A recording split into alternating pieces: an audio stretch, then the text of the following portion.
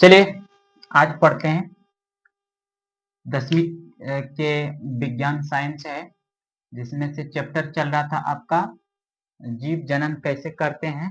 ठीक है, आज पढ़ते हैं क्या है, मानवों में प्रजनन। मानवों में प्रजनन, मानव में प्रजनन। ठीक है, मानव में प्रजनन पढ़ते हैं। देखिए, मानव में प्रजनन मतलब बच्चे जन्म देने की विधि है ना, वो प्रक्रिया, प्रजनन प्रक्रिया है ना। ठीक है, तो देखिएगा मानव में लैंगिक, मानव में लैंगिक प्रजनन होता है। लैंगिक प्रजनन बोले तो लैंगिक मतलब जिसमें नर और मादा दोनों की जरूरत है, उसी को बोलते हैं लैंगिक प्रजनन। नर और मादा, मानव में नर और मादा यानी कि स्त्री और पुरुष दोनों की जरूरत है, तभी प्रजनन हो पाएगा, अन्यथा नहीं।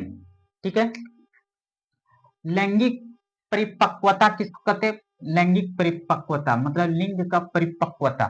ठीक है, परिपक्वता मतलब पूर्ण रूप से प्रजनन करने की क्षमता हो जाना, उसी को बोलते हैं परिपक्वता। ठीक है, जीवन का वह काल, जीवन का वह काल, ठीक है जब जीवन का वह काल जब लड़कों में शुक्राणु, यानी कि लड़कों में शुक्राणु, यहाँ पे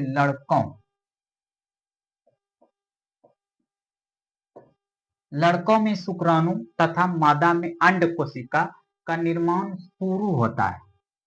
ठीक है, जीवन काल का, जीवन का वह काल जब लड़कों में शुक्राणु तथा मादा में अंड कोशिका का निर्माण शुरू हो जाता है। किशोर अवस्था की इस अवधि को यौवन आरंभ भी कहते हैं। मतलब यौवन स्टार्ट हो गया, मतलब बिल्कुल आप वो प्रजनन करने के लायक हो गया। ठीक है, कब? लड़कों में जब शुक्राणु उत्पन्न होने की क्षमता हो जाए, और लड़कियों में अंड कोशिका, अंड कोशिका।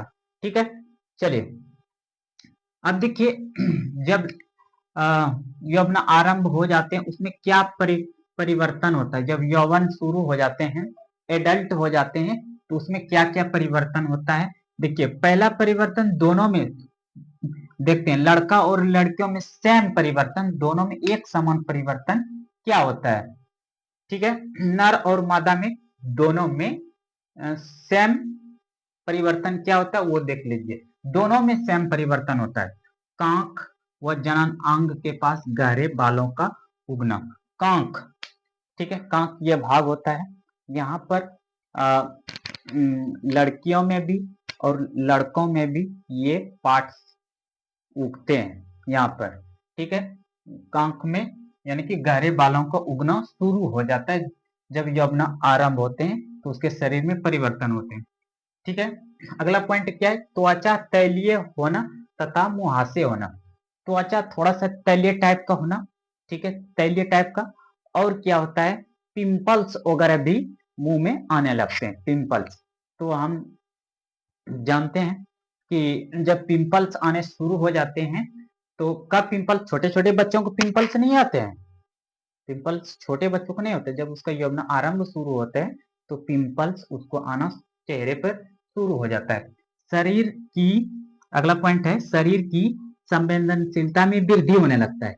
शरीर की संवेदनशीलता, संवेदनशीलता किसको कहते हैं? अट्रैक्शन, मतलब मेल और फीमेल एक दूसरे से अट्रैक्शन वाली संवेदनशीलता फील करने लगते हैं। जब छोटे बच्चे होते हैं, वो संवेदनशीलता नहीं होता है, इसीलिए छोटे बच्चे में एक दूसरे का अट्रैक्शन जो भाव नहीं होता है।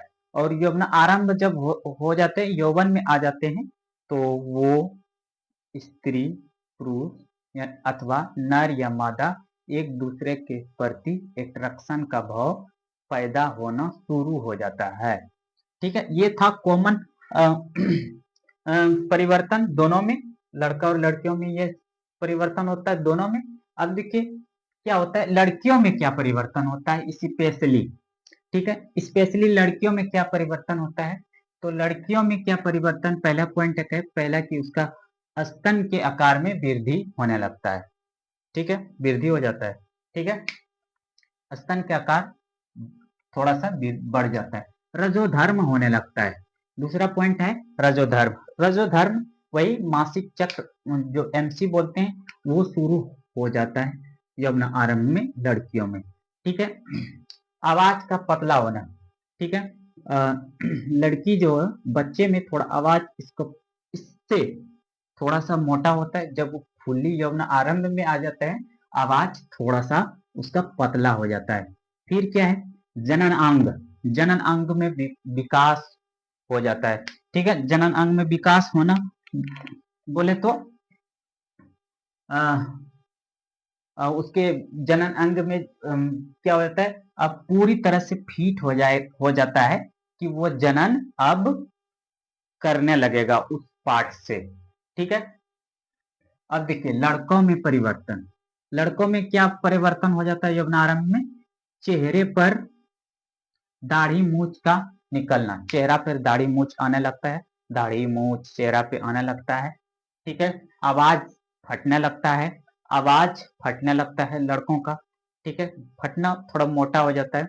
और क्या होता है, स्वर कंठ, ये जो है कंठ ये भी थोड़ा सा ऊपर उठा हुआ प्रतीत होने लगता है। ठीक है, और इसमें भी अब जनन अंग का विकास होता है। इसका भी जनन अंग जो होता है उसमें पूरी तरह से विकास विकसित हो जाता है यौवन आरंभ में।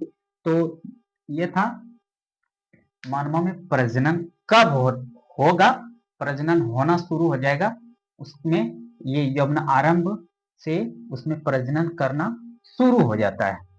ठीक है, चलिए देखिए, अब देखिए मानव नर जनन तंत्र।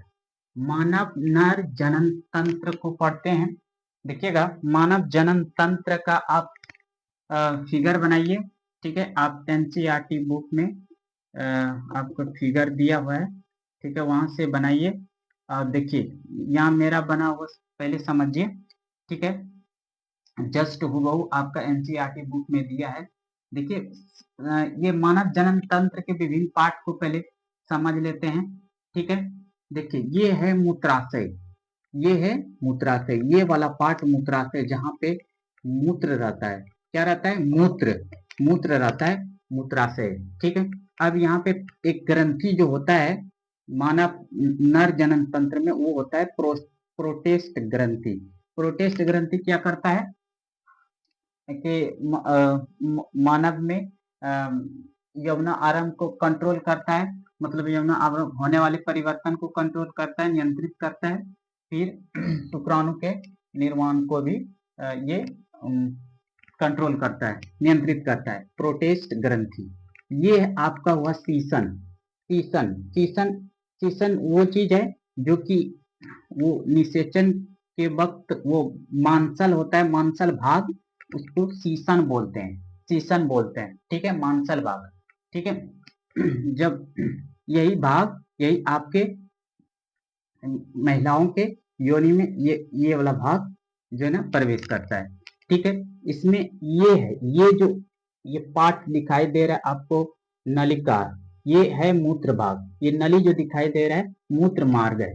क्या है, मूत्र, मूत्र जो है ना यहाँ जो आता है मूत्र नलिका से ऐसे होकर के ऐसे ऐसे ऐसे ऐसे यहाँ से मूत्र मार्ग से यहाँ से निकल जाता है। ठीक है, मूत्र मार्ग निकल जाता है यहाँ से, यहाँ से, यहीं से, इसी मूत्र मार्ग से भी शुक्राणु यानी कि वीर्य भी निकलता है। ठीक है, ये है वृषण। वृषण है यानी कि शीशन के बगल में एक गोल टाइप का संरचना होते हैं। ठीक है, उसको वृषण बोलते हैं। क्या बोलते हैं, वृषण।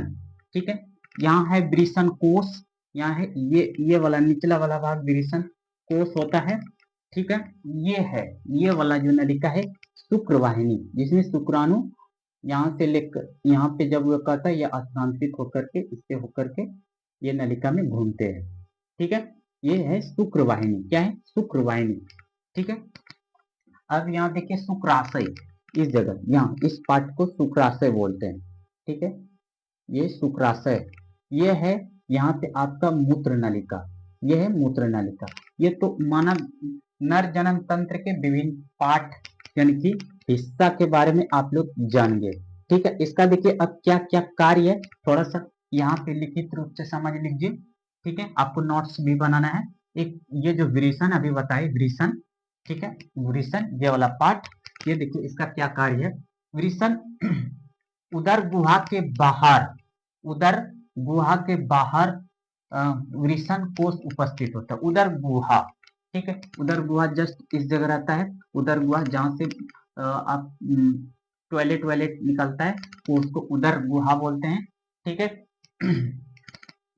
ठीक है, उसके बगल बाहर में रहता है, होते हैं। वृषण कोष का तापमान तुलनात्मक रूप से कम होता है। वृषण जो कोष है इसका टेम्परेचर इस जगह के जितने भी पार्ट्स है बॉडी का, यानी कि नर जनन तंत्र का, उससे ये कम रहता है टेम्परेचर इसका, जो शुक्राणु के लिए आवश्यक है।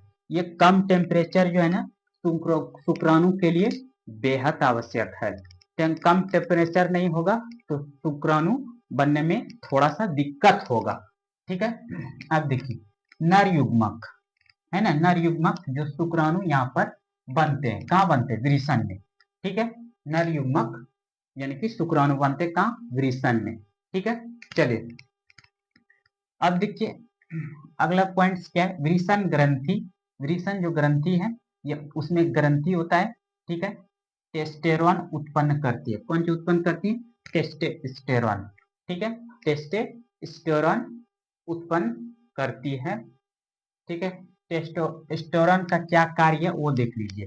टेस्टोस्टेरोन का क्या कार्य है, शुक्राणु उत्पादन में नियंत्रण करता है, नियंत्रण करता है। कौन के उत्पादन में, शुक्राणु उत्पादन में। और लड़कों में यौवन आरंभ का भी परिवर्तन इसी से नियंत्रित होता है, यौवन आरंभ का परिवर्तन, ठीक है, ठीक है। अब देखिए शुक्रवाहिनी, शुक्रवाहिनी, शुक्रवाहिनी, शुक्रवाहिनी जहाँ पे शुक्राणु का बहाव होता है, ठीक है। ये शुक्राणुओं को वृषण से, ये शुक्राणुओं को वृषण से यहाँ से लेकर के ऐसे होकर के यहाँ तक शीशन तक पहुंचाती है। कहाँ तक पहुंचाती है, शीशन तक, ठीक है।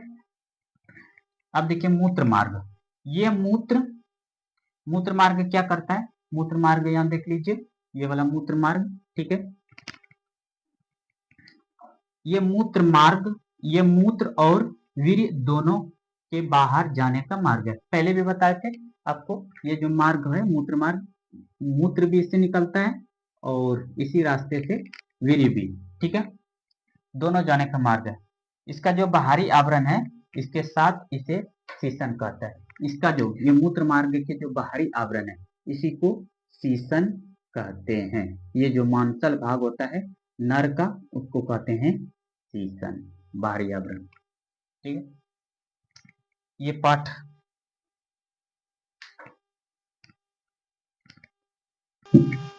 इसमें देखिए आप कौन कौन से ग्रंथि है, संबंधित ग्रंथि, ठीक है, संबंधित ग्रंथि, ठीक है। शुक्राशय ग्रंथि, शुक्राशय ग्रंथि ये जो है शुक्राशय ग्रंथि यहाँ पे है, और यहाँ पे प्रोटेस्ट ग्रंथि, ठीक है।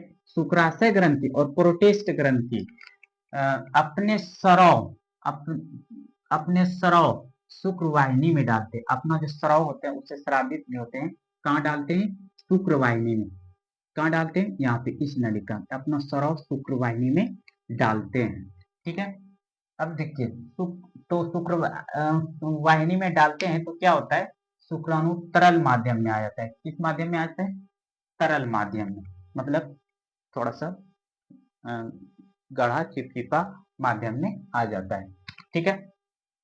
ये माध्यम उन्हें पोषण भी प्रदान करता है, ये माध्यम उन्हें पोषण भी प्रदान करता है, ठीक है, उन्हें पोषण भी प्रदान करता है, ठीक है। उनके स्थानांतरण में, और उनके स्थानांतरण किसको, शुक्राणु के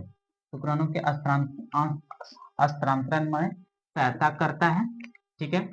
शुक्राणु तथा ग्रंथियों का स्राव, शुक्राणु और ग्रंथि का दोनों का स्राव जो है ना मिलकर वीर्य बनाते हैं।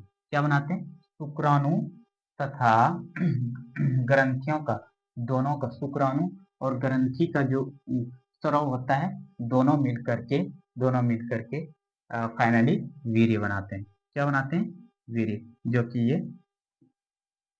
फाइनली वीर्य बन के तैयार हो जाता है।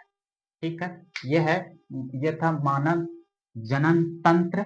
आप इसको अच्छे से समझिए और इसको स्क्रीनशॉट लेकर के नोट्स बनाइए, और आपके एग्जाम के पॉइंट ऑफ व्यू से बहुत इम्पोर्टेंट है।